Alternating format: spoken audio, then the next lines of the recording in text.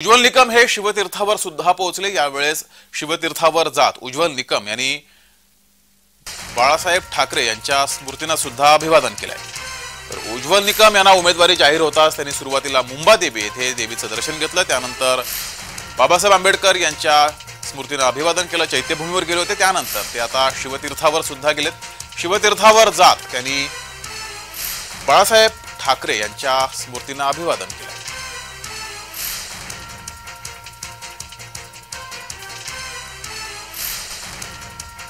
तर उज्ज्वल निकम यांना भाजपाकडून उमेदवारी जाहीर झालेली आहे। वर्षा गायकवाड यांच्या विरोधात उज्ज्वल निकम हे निवडणूक लढतायत आणि उमेदवारी जाहीर होताच त्यांनी सुरुवातीला मुंबईतील मुंबादेवी या ठिकाणी जात देवीचं दर्शन घेतलं। त्यानंतर चैत्यभूमीवर जात त्यांनी बाबासाहेब आंबेडकर यांच्या स्मृतींना अभिवादन सुद्धा केलंय। तर त्यानंतर उज्ज्वल निकम हे शिवतीर्थावर पोहोचलेत आणि शिवतीर्थावर जात उज्ज्वल निकम यांनी बाळासाहेब ठाकरे यांच्या स्मृतींना अभिवादन केलंय। ही दृश्य आपण पाहतोय शिवतीर्थावरील।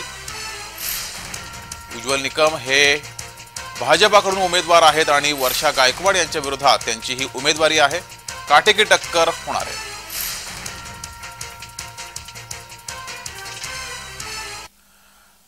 तर उज्ज्वल निकम यांच्यासोबत आपले प्रतिनिधी मनोज दयाळकर यांनी बातचीत केलेली आहे, पाहूयात।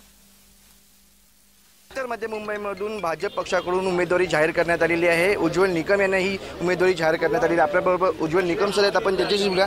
सर, काल उमेदवारी तुमची नाव जाहीर करण्यात आलेलं आहे, काय सांगाल त्याबद्दल?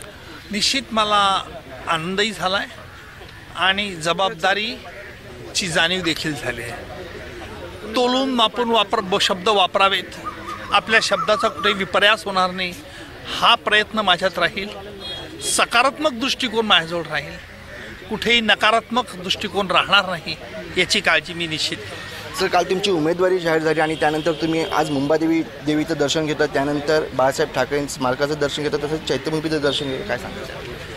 मी या ज्या स्थळांना आज ज्यांचं दर्शन घेतलं, त्यांच्या पुढे अभिवादन केलं, नतमस्तक झालो, हे करण्यामागचा माझा उद्देश एकच होता की या थोर याच्या लोकांना मला स्फूर्ती मिळावी आणि माझ्या हातून असं कुठलंही कृत्य घडू नये की जेणेकरून जनतेतील आणि माझ्यातील जो सुसंवाद आजपर्यंत मी जोपासला आहे तो नष्ट होऊ नये, हीच प्रार्थना मुंबादेवी जो केली। घटनेचे शिल्पकार बाबासाहेब आंबेडकर यांच्या स्मृतीला अभिवादन करताना बाबासाहेबांची घटना ही जगातील उत्कृष्ट दर्जाची घटना आहे आणि त्या घटनेचं रक्षण करण्याची जबाबदारी माझ्यावरती देखील आहे, ती जाणीव ठेवली।